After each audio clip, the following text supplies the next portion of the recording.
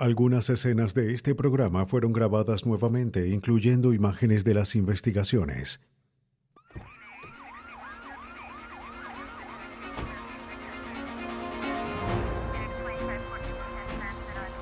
Después de agotar sus recursos, los investigadores siguen sin poder vincular un asesino con su crimen. ¿Podrán cerrar el caso con 6 botellas de cerveza? El cadáver de una mujer es sacado del agua. Los únicos testigos desaparecieron. Los detectives se valdrán de un capullo vacío para hallar a un asesino. Un astuto asesino en serie siempre está un paso delante de la ley. Para detenerlo, los investigadores deberán obtener una confesión de una computadora. Pocas veces la policía tiene la fortuna de resolver crímenes con armas y huellas ensangrentadas. Cuando no hay indicios evidentes, los detectives pueden usar la ciencia para encontrar las pistas más improbables.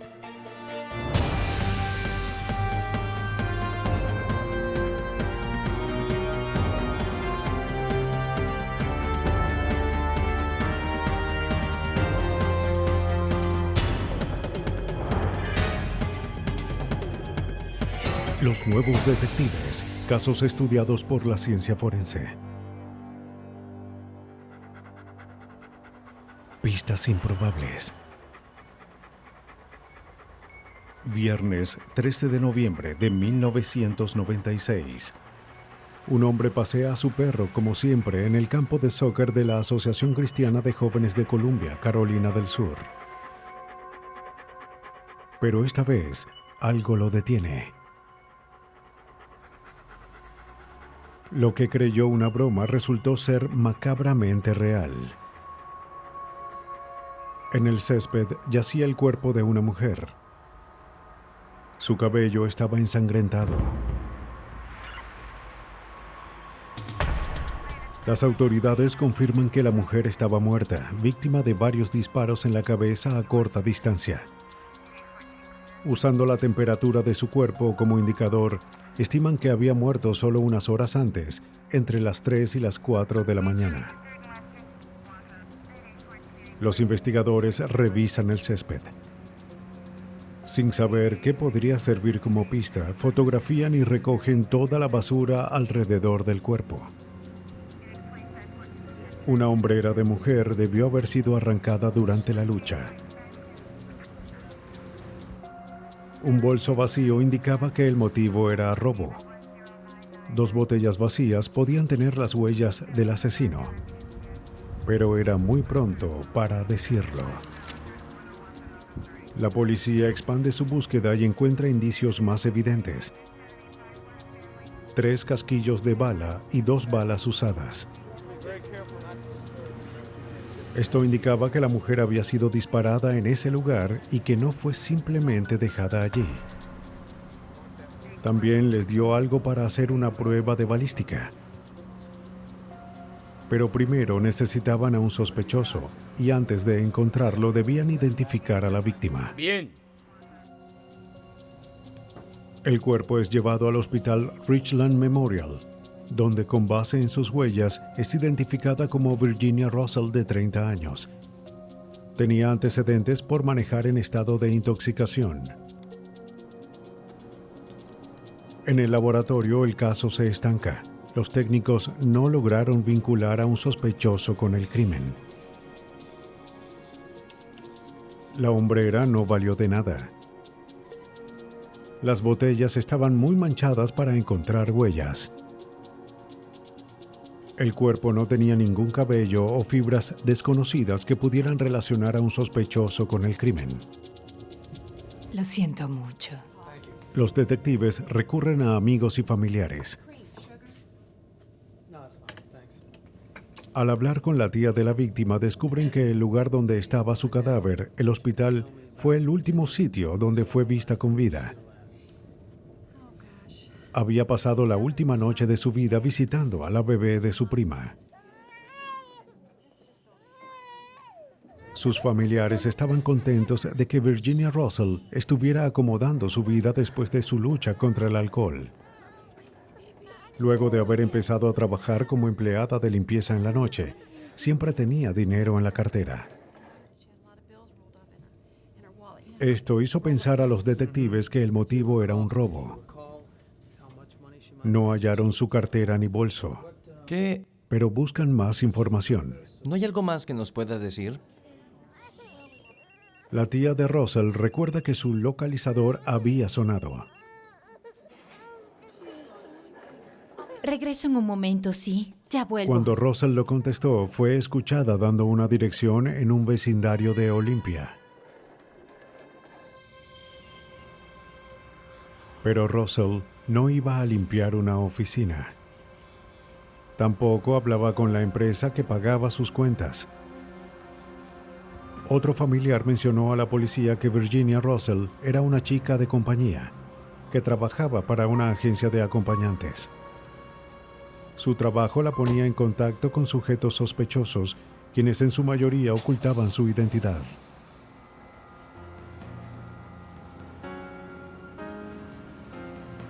Con sospechosos así, el caso sería difícil o quizás imposible de resolver. Pero la policía obtiene un indicio. Un día después de que el cuerpo fue hallado, encuentran su auto en un estacionamiento en Olympia. Había sangre en la consola central. En el asiento trasero había una botella de Michelob Light, la misma marca hallada cerca del cuerpo. El auto es enviado al laboratorio de policía donde los técnicos buscan huellas, cabellos y fibras. No encuentran nada. Toman muestras de la sangre en el tablero. Concordaba con el tipo de sangre de la víctima. Russell debió haber recibido al menos un disparo allí. Los detectives se acercan un poco más a resolver el crimen, pero se hallan estancados en su búsqueda. Cuando el sargento Andrew Caldwell de la oficina del alguacil se entera del caso, sospechó que no era un incidente aislado. En ese tiempo trabajaba en un caso de violación y se preguntó si el mismo individuo pudo ser el responsable de ambos crímenes. Se basaba en más que una corazonada. El proceso, una de las similitudes era que ambas trabajaban como chicas de compañía. Otra fue la ubicación del auto de Virginia Russell. Su vehículo fue encontrado a 91 metros de donde ocurrió la violación. Si Caldwell lograba resolver el caso de violación, quizás también atraparía a un asesino.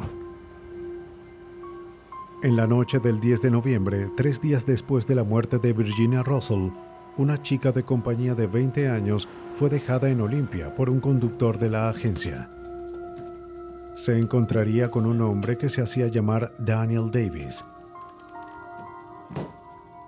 El sujeto la atacó casi de inmediato. Le dijo que si quería vivir, debía hacer todo lo que le ordenara.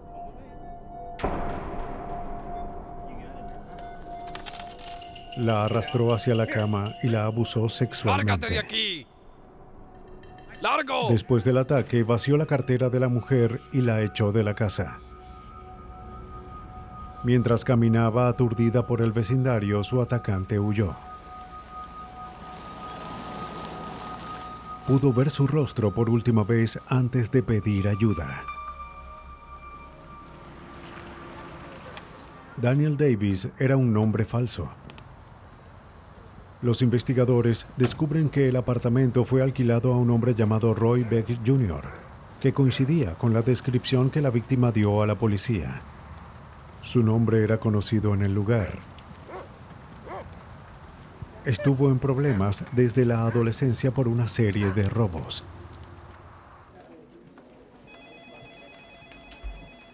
El investigador Randy Strange compila imágenes de un registro de fotografías de prontuario. Al colocar específicamente la edad, etnicidad y color de cabello del sospechoso, la computadora revela posibles candidatos que concuerdan con la descripción. Al igual que Roy Beck, todos tenían más de 20 años, medían 1,65 m y tenían cabello oscuro. De las fotos, la víctima identifica a Roy Beck Jr. como su atacante. Los oficiales van al departamento de Beck para arrestarlo por violación, pero él estaba un paso adelante. El apartamento estaba abandonado y en desorden. La electricidad estaba apagada. Había botellas de cerveza y basura en el suelo. Con una orden, los investigadores examinan el desorden, buscando pistas que vincularan a Beck con la violación.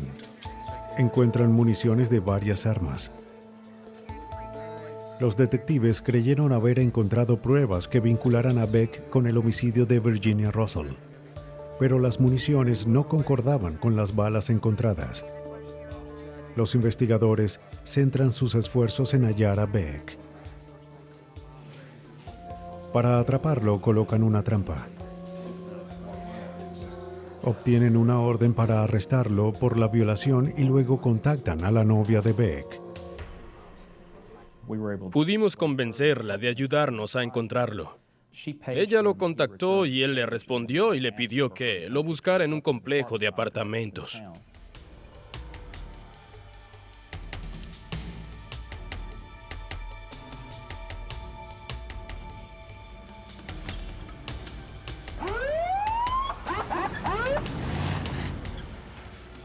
Cuando Beck salió de su escondite para recibirla, fue arrestado y llevado a la estación para ser interrogado. Mientras, los detectives van al departamento donde Beck estaba escondiéndose. El apartamento pertenecía a un amigo de Beck llamado Richard Bouillard. Él dijo que el arma estaba aquí. Bouillard estuvo de acuerdo con el registro y señaló hacia un arma cargada en el sofá. No fue la única arma que encontraron. Pudimos encontrar un cuchillo de cacería tipo Rambo, que fue mencionado por la víctima también, y una libreta telefónica en la habitación de Beck con varias agencias de acompañantes resaltadas y subrayadas. El arma, el cuchillo y un par de botas son enviados al laboratorio, donde se encuentran los primeros indicios para resolver la muerte de Russell. Bien, aquí. Balística probó que el arma encontrada en el apartamento de Bouillard fue usada para matar a Russell. Las botas tenían sangre que coincidía con el tipo de la víctima. Como la evidencia en contra de Beck aumentaba, parecía imposible que escapara de una sentencia. Pero hizo lo que pudo para inculpar a su amigo, Richard Bouillard. El arma estaba registrada a su nombre, y según Beck, los zapatos también pertenecían a Bouillard. Los investigadores no pudieron refutar el hecho de que la evidencia fue hallada en el apartamento de Bouillard. Estaban en un callejón sin salida. La declaración de la víctima de violación estableció el patrón agresivo de Beck al buscar chicas de compañía y robarlas, pero esa evidencia era circunstancial. Sin pistas evidentes, los investigadores no tenían forma de probar más allá, sin lugar a dudas, que Beck había estado con Russell y que él, y no Bouillard, había disparado el arma. Con un caso que se desmoronaba ante sus ojos, tuvieron que arriesgarse.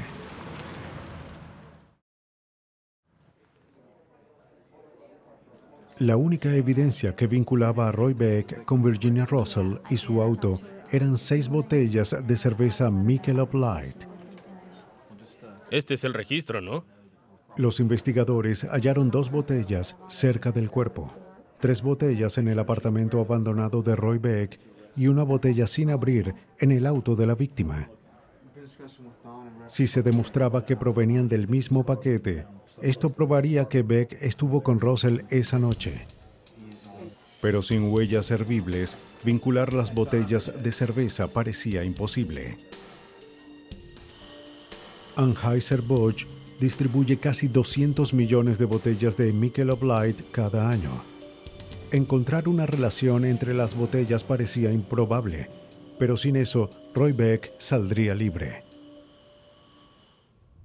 Para vincular al asesino con el crimen, los detectives de Carolina del Sur tenían la difícil tarea de probar que las 6 botellas de cerveza provenían del mismo paquete.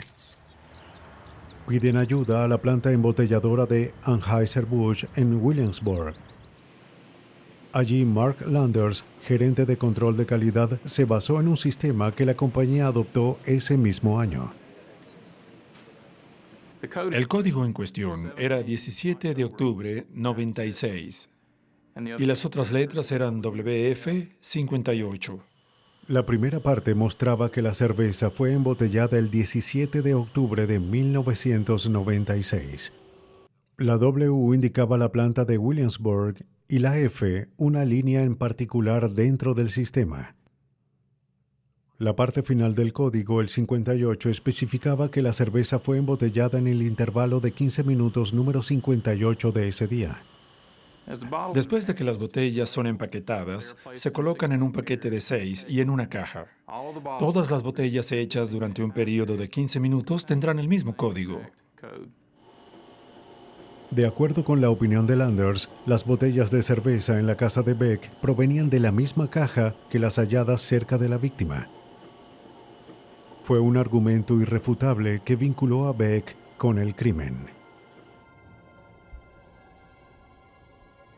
Analizadas como último recurso, las botellas bastaron para que los detectives determinaran lo que le sucedió a Virginia Russell.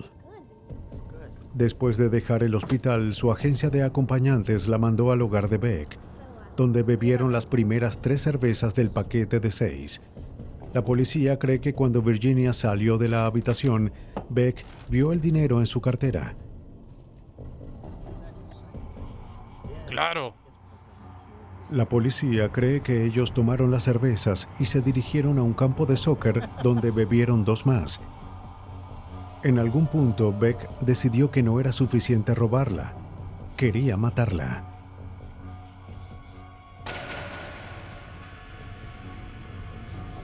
Le disparó en la cabeza, la sacó del auto y le disparó 2 veces más. Luego condujo con su cartera y dejó su auto a poca distancia de su apartamento. Dejó atrás la última botella sin abrir, la pista que los expertos necesitaban para vincularlo con el crimen. Recuerdo que durante las declaraciones, el abogado defensor de Beck lo escuchaba con la cabeza entre las manos y temblaba como si no supiera qué decir después de esa declaración tan incriminatoria. En ese punto me sentí bien con el caso y sabía que teníamos a Beck y que lo condenarían. Prestar atención a la pista más insignificante fue lo que ayudó a los detectives a poner a Beck ante la justicia. Obtuvo cadena perpetua. A veces lo improbable no es la evidencia, sino la forma en la que es encontrada. Al oeste de Michigan, la brisa fresca del río Muskegon es una atracción veraniega popular para pescadores y amantes del canotaje. Pero en junio de 1989, estas tranquilas aguas revelaron un secreto perturbador.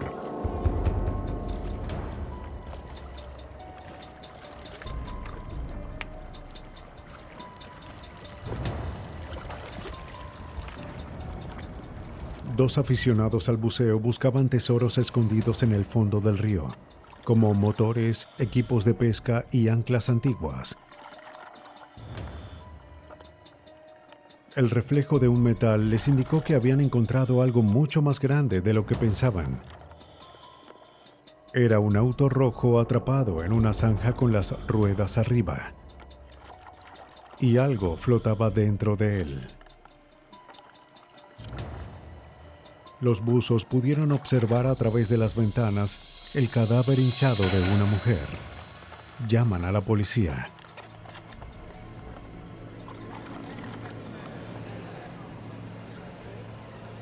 Después de remover el auto del agua, las autoridades y espectadores se preguntaban quién era la víctima, cómo había caído el auto en el agua y por cuánto tiempo el río había servido de tumba. Una mujer completamente vestida es sacada del auto.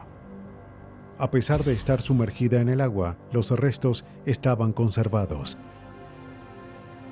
Los investigadores buscaban la identificación del cuerpo y el vehículo, pero lo que encuentran es lodo, larvas y capullos, El cuerpo es llevado a la oficina del forense.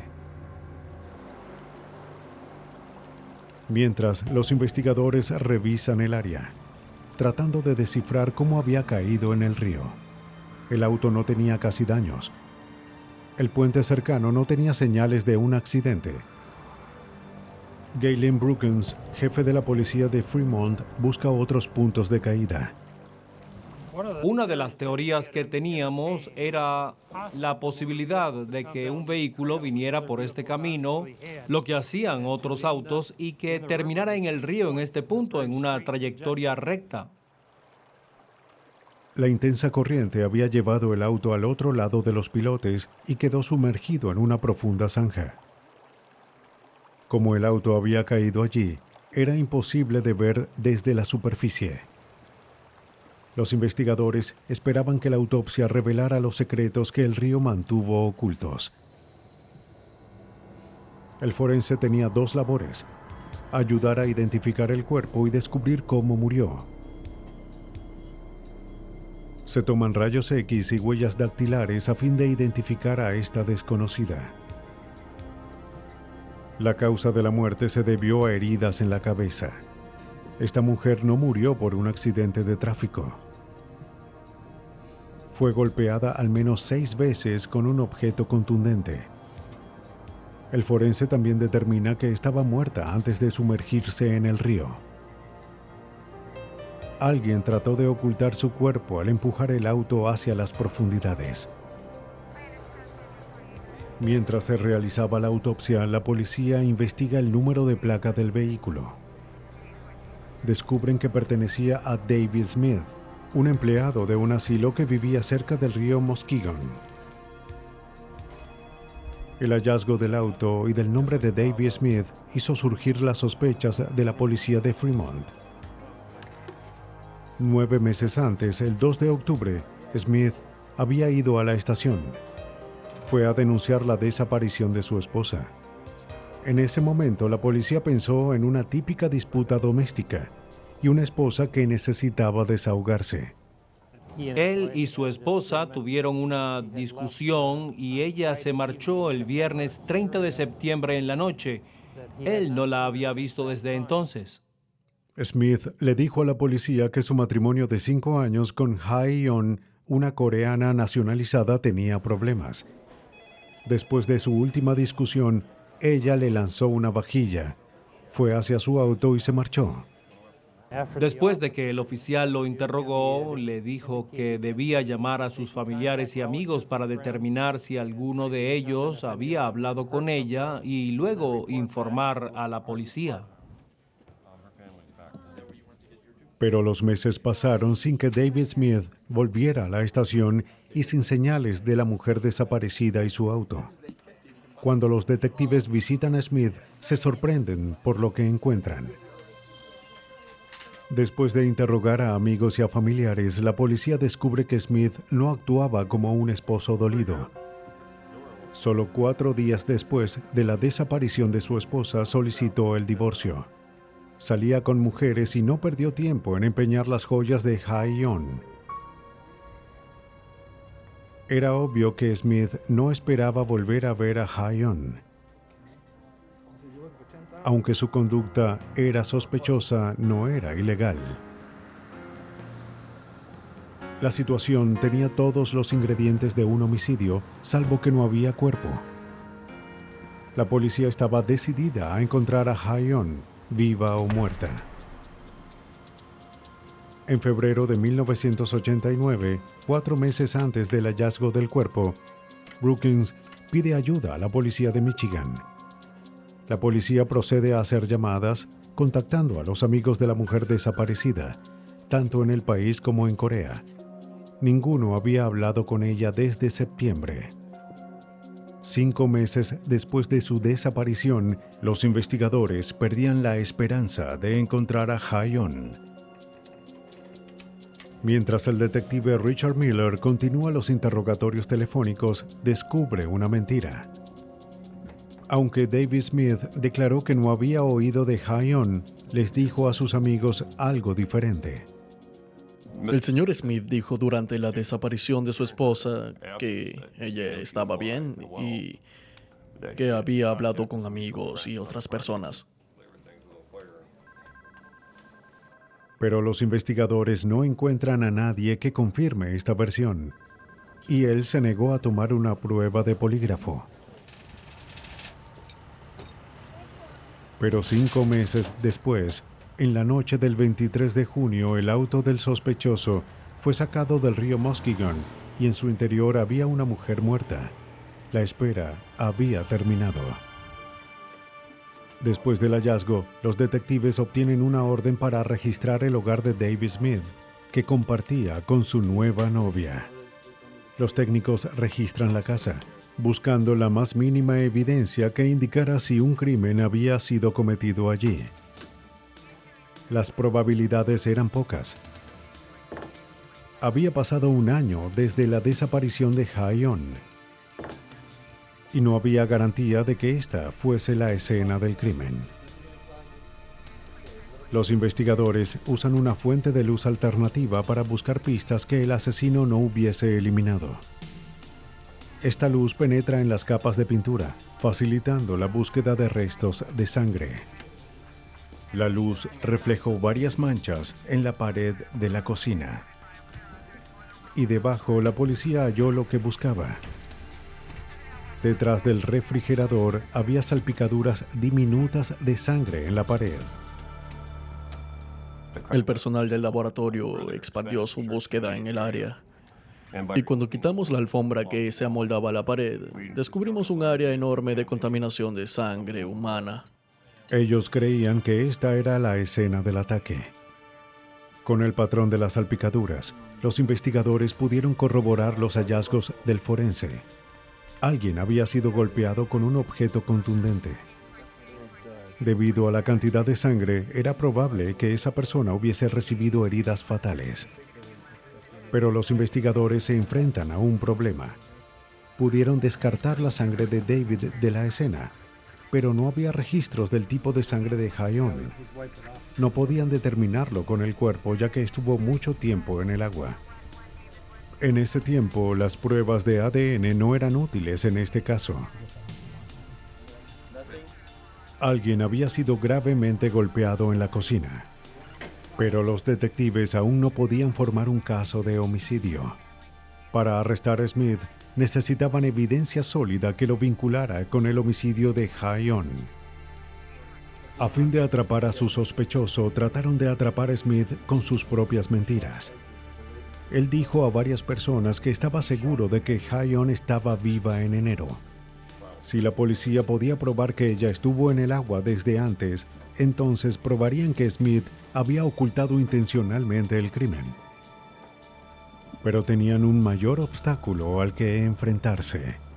Encontramos la causa y la forma de la muerte, pero no podíamos determinar por su estado de preservación cuándo murió. Miller tuvo una idea. Recordó que cuando el auto fue sacado del agua, había capullos en el parabrisas y guardafangos. Sabía que los insectos podían ser de ayuda para determinar el momento de la muerte. ¿Pero sería igual en el agua?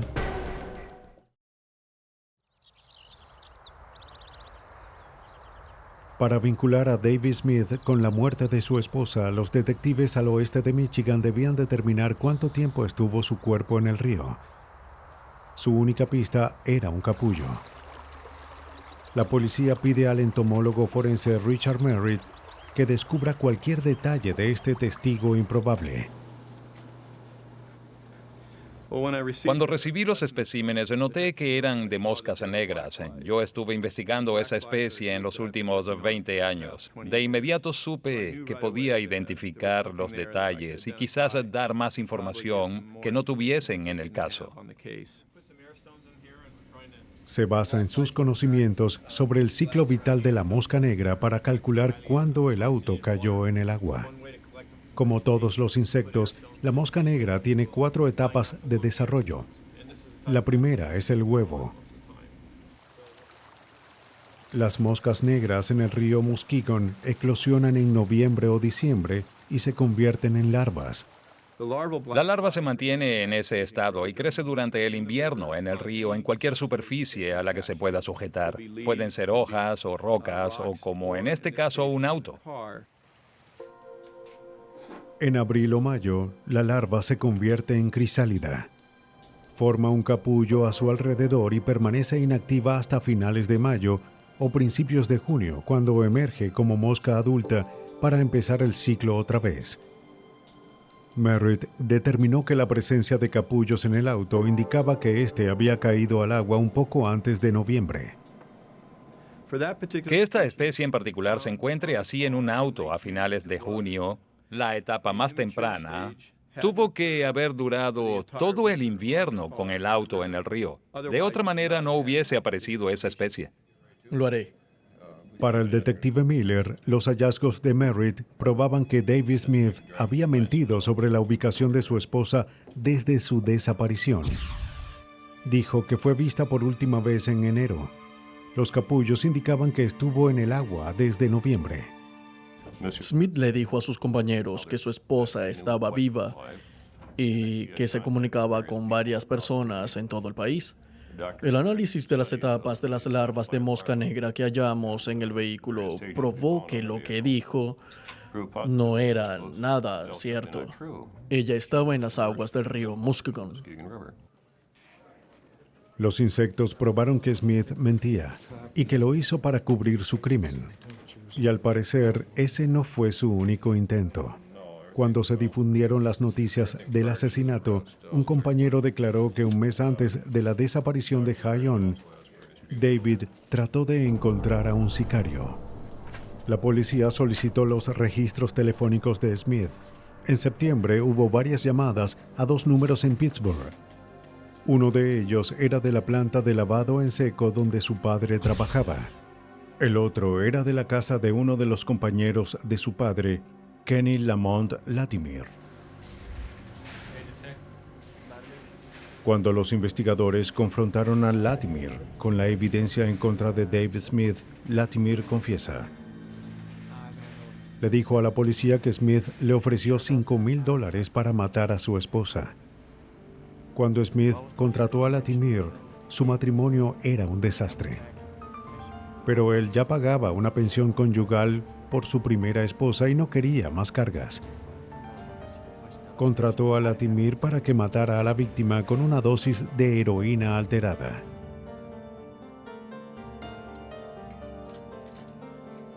Pero el plan no funcionó, así que Smith la golpeó hasta matarla con una estatua de madera. Smith y Latimer luego la colocaron en el auto y lo empujaron hacia el río. Gracias al testimonio improbable de un capullo vacío, Smith fue arrestado en diciembre de 1989.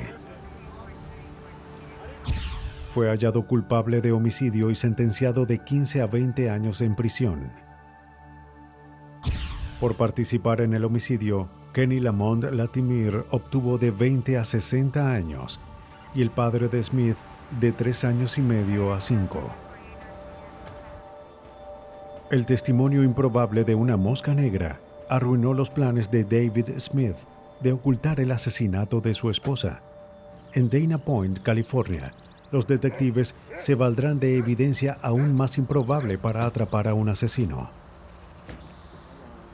Durante años, Janet Overton, una funcionaria pública, sufrió de un deterioro en su salud.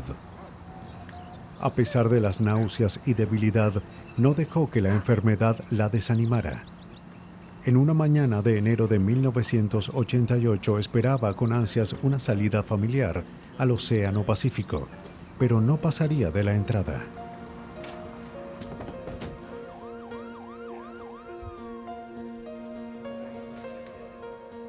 El esposo de Janet, Richard, llamó a los paramédicos, pero no había nada que hacer. Revisaré su pulso.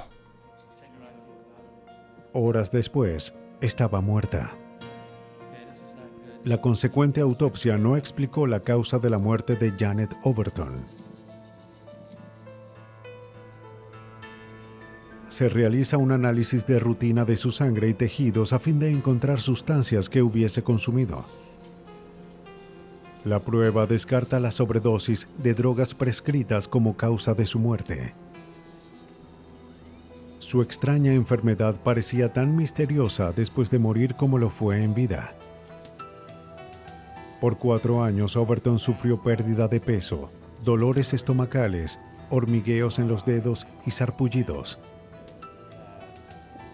Ningún especialista pudo hacer un diagnóstico, aunque se le realizaron diversas pruebas por infecciones virales, alergias, problemas bacterianos o cualquier cosa que explicara esa extraña enfermedad.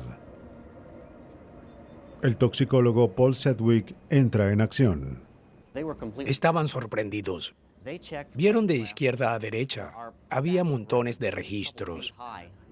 Por lo que pude ver, nunca hallaron una causa específica para los síntomas que encontraron. Lo único que sabían era que Janet Overton se había deteriorado de adentro hacia afuera. Después de morir, se guardan muestras de su sangre y tejidos en la oficina del forense. El cuerpo es incinerado. Su muerte pudo haber permanecido como un misterio médico, pero Tim Carney, de la oficina del alguacil, recibe un indicio que convierte el caso en una investigación de homicidio. 6 meses después de la muerte de Janet, la primera esposa de Richard Overton, Dorothy, pidió a los oficiales que indagaran en el pasado de su ex esposo. Su hija había hecho un hallazgo inusual cuando visitó el hogar de los Overton. Mientras que revisaba algunas cosas de Richard, encontró una jeringa, guantes de goma y un frasco de rímel. Ella se los dio a su madre, quien llamó a la policía. Carney indagó en 20 años de registros para revelar el secreto familiar de Overton. Dorothy Boyer nos dijo que después de divorciarse de su esposo en 1967, pasaron años en los que sospechó que su esposo la envenenaba. Al igual que la segunda señora Overton, la salud de Dorothy se deterioró entre 1967 y 1973. Se enfermaba gravemente sin explicación. Tenía náuseas, tenía sabor de metal en su boca. Un día notó un olor fuerte y sulfúrico en su champú. El mismo olor emanaba de alguna de sus comidas. Empezó a sospechar que Richard, quien tenía acceso a su casa aún después del divorcio, trataba de matarla. Para asegurarse, le colocó una trampa.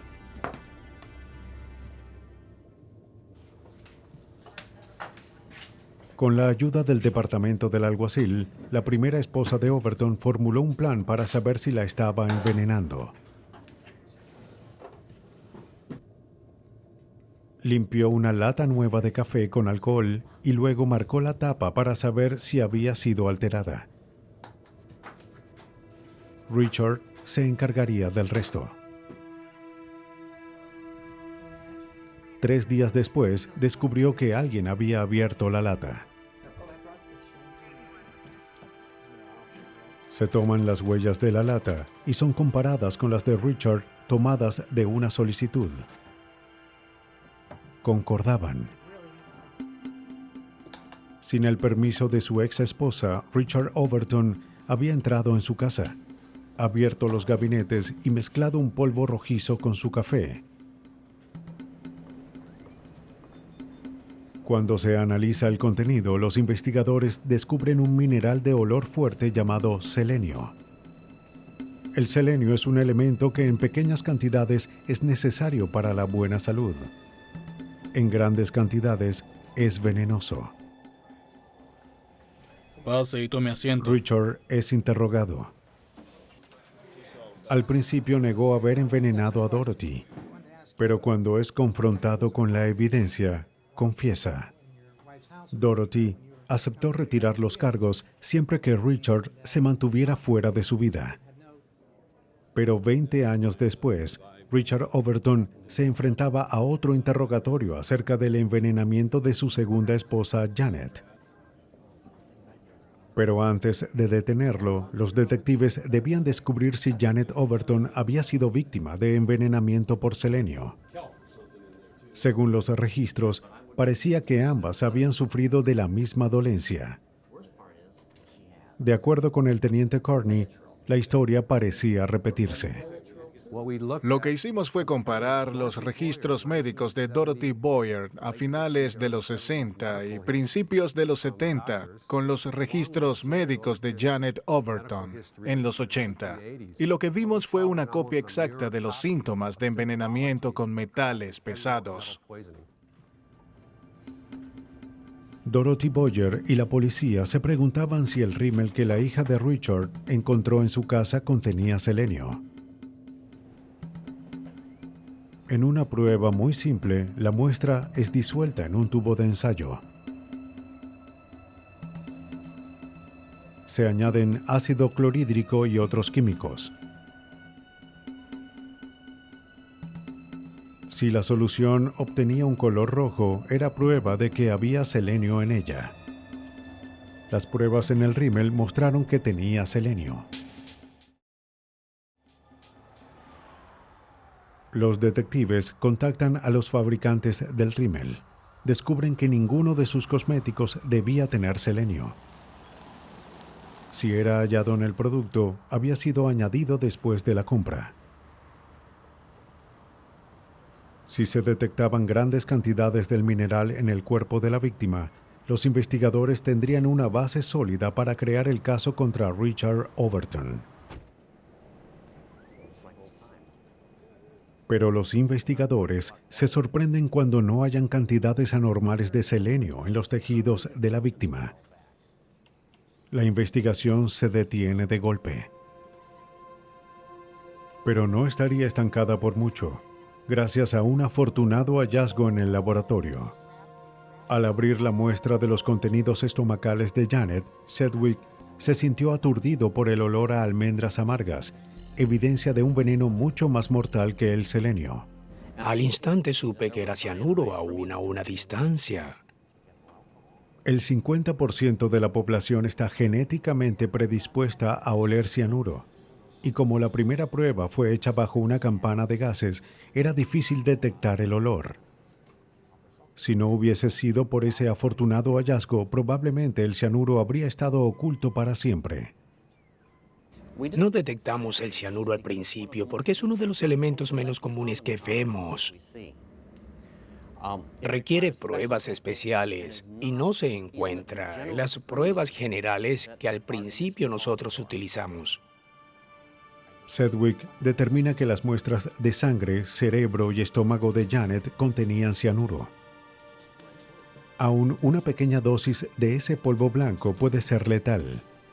Un año después de la muerte de Janet, se declara que la causa de su muerte fue envenenamiento por cianuro. Para el detective Carney, Richard Overton parecía el sospechoso más probable. Pero los casos de envenenamiento suelen ser los más difíciles. La ciencia forense puede identificar la toxina, pero no es de mucha ayuda para vincular al envenenador. Carney sabía que tenía una lucha cuesta arriba. Probar un caso de envenenamiento es difícil con el tiempo.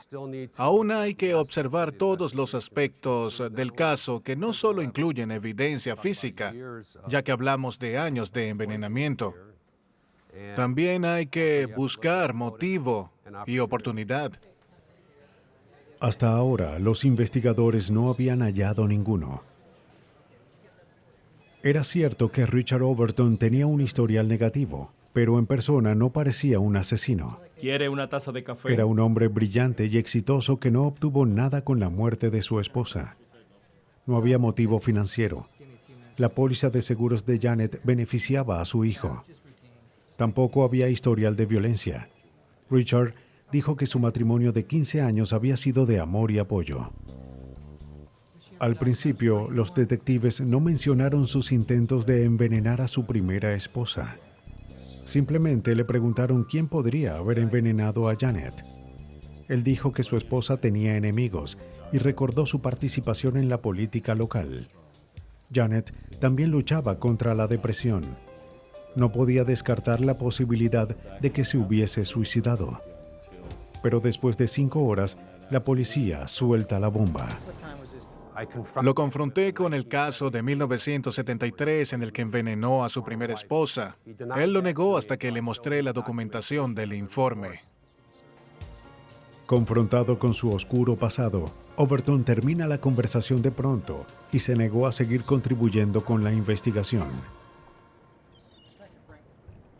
Los detectives habían atrapado a Overton en sus mentiras. Durante una reunión con Mel Hubbard, un socio comercial, es atrapado en otra mentira. Overton había declarado que no tenía acceso al cianuro. Hubbard dijo una historia diferente. El señor Hubbard nos dijo que él usaba cianuro para extraer oro y plata de minerales en sus operaciones mineras y que tenía cianuro en su residencia. El señor Hubbard también me dijo que Richard tenía las llaves de su vivienda y que solía cuidar su casa cuando él salía en sus operaciones mineras. Descubrir que Richard podía obtener cianuro fue como colocarlo en la misma habitación que el arma asesina.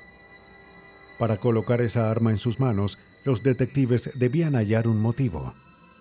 Sin ello, no tendrían oportunidad de llevar este caso a los tribunales y mucho menos de lograr una sentencia. Los detectives esperaban hallar un motivo en las mismas palabras de Richard. Incautan los diarios de Richard y su computadora con 131 disquetes. Los hijos de Richard les dijeron que él tenía un enorme diario. Primero escribía notas a mano y luego redactaba versiones más detalladas en su computadora. Encontrar una confesión entre las mismas palabras del sospechoso sería la última oportunidad de los detectives. Un análisis cuidadoso reveló que algunos escritos fueron manipulados. Algunos datos fueron borrados. La página que correspondía a la fecha de la muerte de Janet fue eliminada. Usando una luz ultravioleta, los investigadores descubren que Richard sospechaba que Janet tenía una aventura.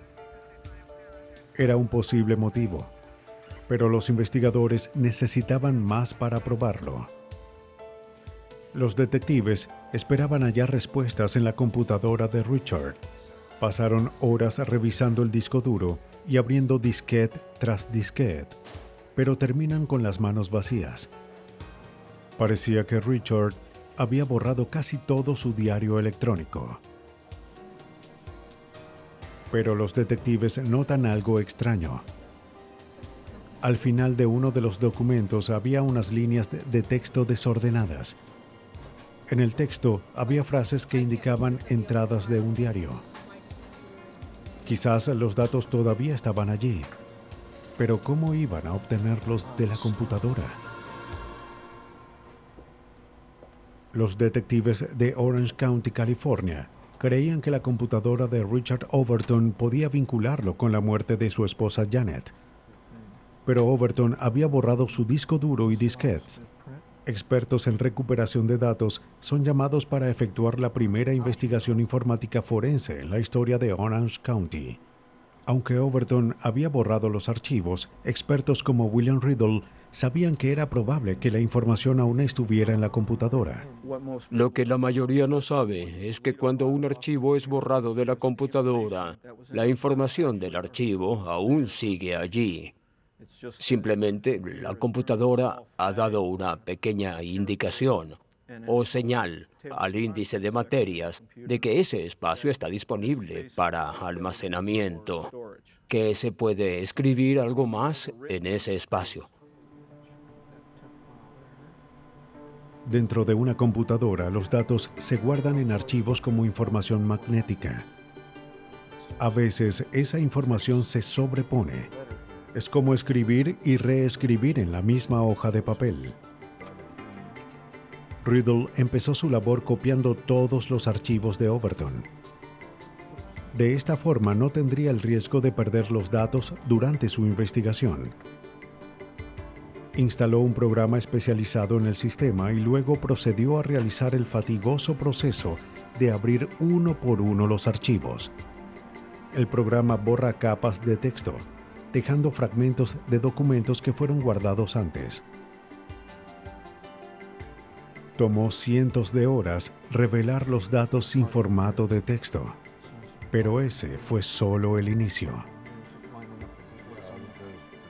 Usando el diario escrito como referencia, los técnicos revisaron los archivos juntando el diario de Richard Overton palabra por palabra.